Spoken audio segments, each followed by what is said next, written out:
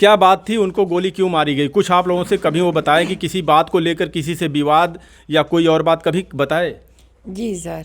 साथियों नमस्कार। इस वक्त हम आजमगढ़ के अरौला थाना क्षेत्र का एक गांव है हंसापुर खुर्द, वहीं पर मौजूद हैं। ये उसी बंटी यादव का घर है जिसको बीते 2 दिन पहले गोलियों से भून दिया जाता है। इकलौता भाई था। पोस्टमार्टम रिपोर्ट में जो सामने आया है, मैं आपको बता दूं कि बंटी यादव के नाक में सटाकर गोली मारी गई है 32 बोर के कट्टे से, और गोली जाकर सर में अटकी हुई थी।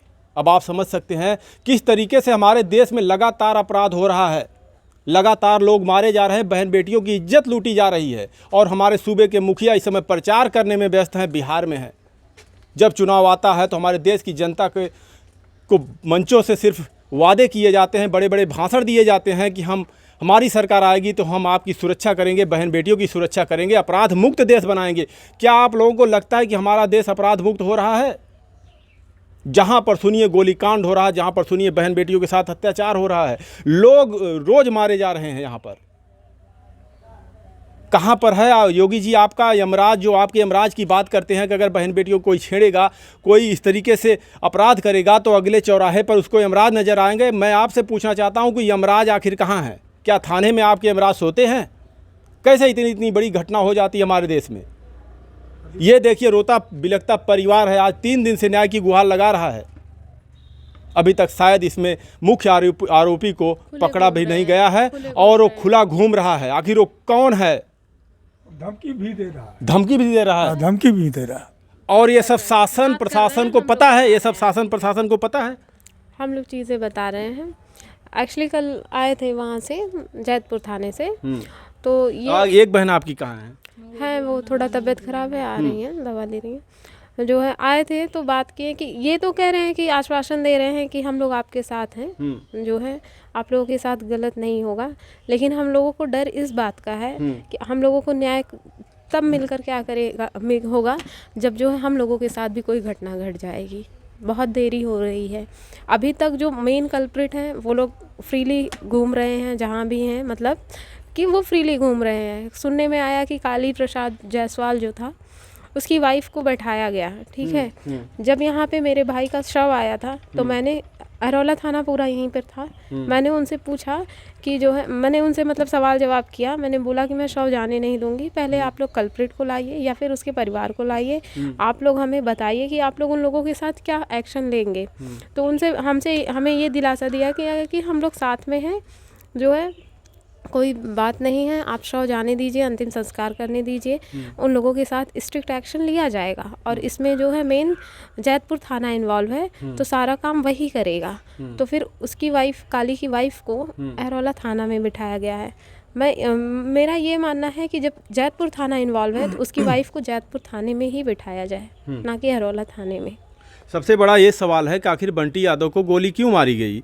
क्या बंटी यादव की किसी से कोई दुश्मनी थी किसी चीज़ को लेकर? या कई तमाम विवाद ऐसे होते हैं, ज़मीनी विवाद होता है, किसी ऐसे तमाम मैटर आते हैं, किसी महिला या लड़की का मामला हो जाता है, लोग ऐसे तमाम केस आते हैं सामने। कैसा क्या लगता है आप लोगों को, क्यों ऐसा हुआ? हम दोनों बहनों तो इलाहाबाद पढ़ रही थी, ठीक है।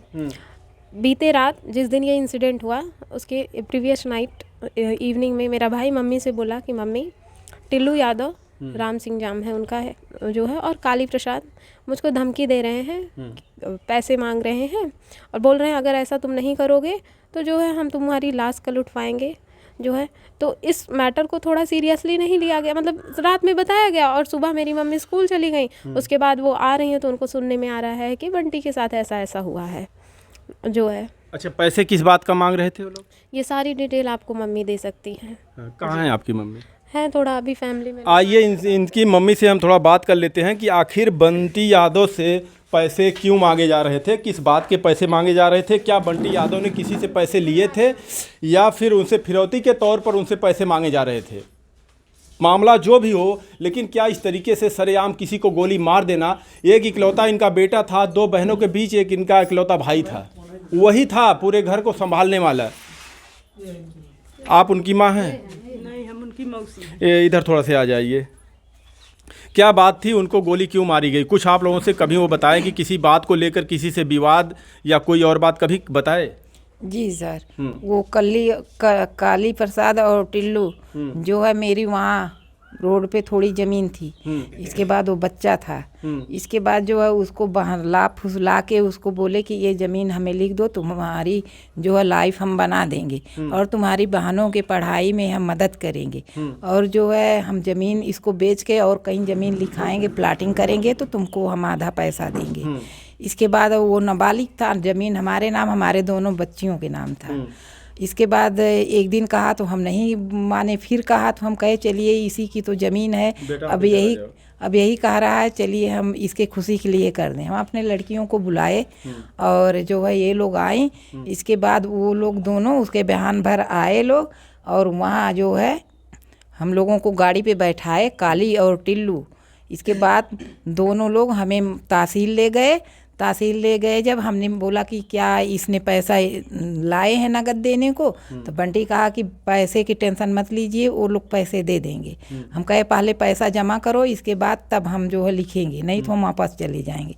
कहा मम्मी इज्जत की बात है, जो है लिख दीजिए और पैसा तुरंत मिलेगा।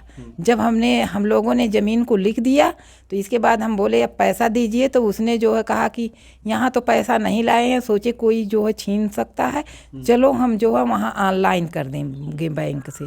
तो हम बोले अंधेरा हो रहा, बैंक खुला रहेगा, तो बोला हाँ हम ऑनलाइन कर देंगे। इसके बाद यहाँ आया, जब जो है यहाँ मेरा ढाबा था बाईपास पे, वहाँ ढाबे पे बैठा, हम दोनों लोग बैठे, दोनों लोग नहीं, काली और टिल्लू और ये, हमने फ़ोन किया तो कहा मम्मी अभी जो है दे रहे हैं सब जो है। इसके बाद फिर बैंक में लेके गए या नहीं गए मुझे क्या पता। इसके बाद कहा कि जो है मैं बंटी से बोला कि पैसा भेजो, तो कह रहा है कि हाँ हम लोग अभी बैंक में बैठे हैं, काली हैं टिल्लू हैं, दोनों लोग अपने अपने खाते से पैसे अभी देंगे।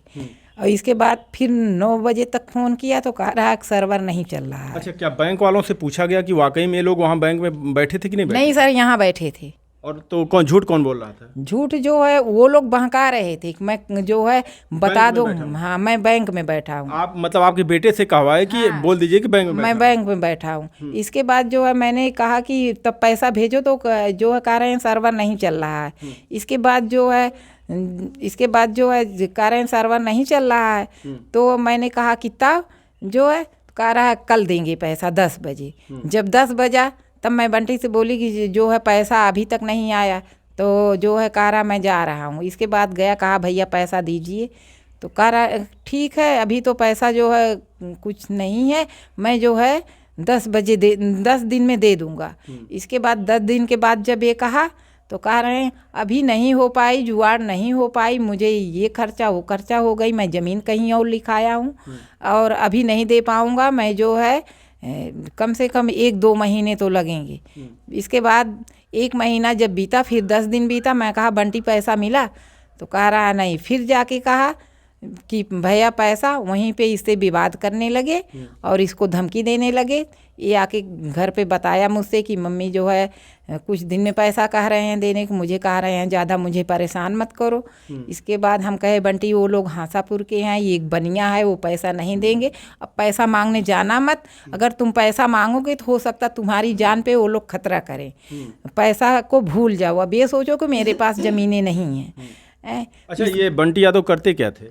ये सर छोटा बच्चा था, पढ़ता था, ये कुछ नहीं करता था। यही लोग तो उसको बहकाए कि तुम अपनी ज़मीन दे दो और मैं तुम्हें आधा जो है आधा पैसा दूंगा। जब ज़मीन जो प्लाट काट के बेचकर, इसको प्लाट काट के बेचकर, कितनी ज़मीन थी आपकी? सर ये तो नहीं मुझे पता है, मैं बाहर नहीं जाती थी कि कितनी ज़मीन थी, लेकिन मेरी जो है 2 बलक ज़मीन थी, दोनों बलक को बेची गई थी। तो बेचा कौन था ज़मीन जब किसी को पता नहीं था? तो सर मैं मेरी लड़कियां वही जो है उसी को बहकाए और वो बच्चा। अब देखिए फादर है नहीं। कितनी उम्र थी उनकी? अरे सर इस समय उसकी 17 साल है और 17 साल उम्र थी।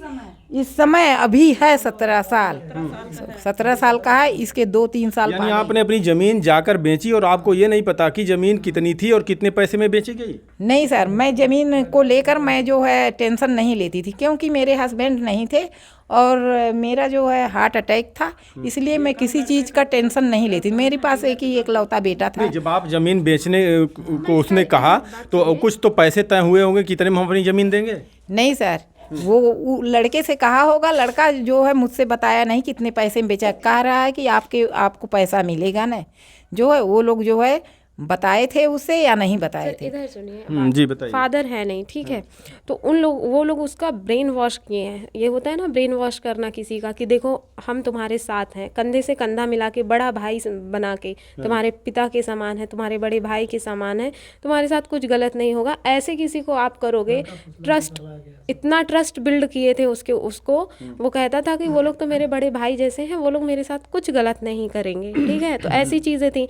अब उसको जो है मतलब तुम्हारी यहाँ ज़मीन है, वहाँ ज़मीन है, ऐसा करके उसको पूरी डिटेल देकर जो है उससे ज़मीन बोले कि अपने मम्मी से कंसल्ट करो, ऐसा ऐसा होगा, लाइफ सेट रहेगी तुम्हारी बहनें भी पढ़ेंगी, तुम भी पढ़ोगे, तुम्हारा काम भी होगा, तुम्हें प्रॉपर्टी में इन्वॉल्व कर लेंगे, जब तुम्हारी एज हो जाएगी तो तुम अपने हाथ में सारा कुछ ले लेना। अभी बंटी यादव 17 साल के थे और उनसे ज़मीन बेचने के लिए कही गई कि अपने परिवार में जाकर उनसे बात करो और ये ज़मीन बेच दो। तो आखिर अपनी प्रॉपर्टी अगर कोई बेचता है तो कम से कम पूछता तो है कि भाई हम काहे बेचें, अगर जो आपको ज़रूरत नहीं थी। पहले आदमी पैसा लेता है कि नहीं, पैसे से कुछ बात होती है कि नहीं होती है? ऐसे आप जाके लिख दी उसको ज़मीन? नहीं सर, मुझे मेरे लड़के पर विश्वास था, जो बात वो कहता था वो बात मैं करती, क्योंकि मेरे पास एक ही बच्चा था।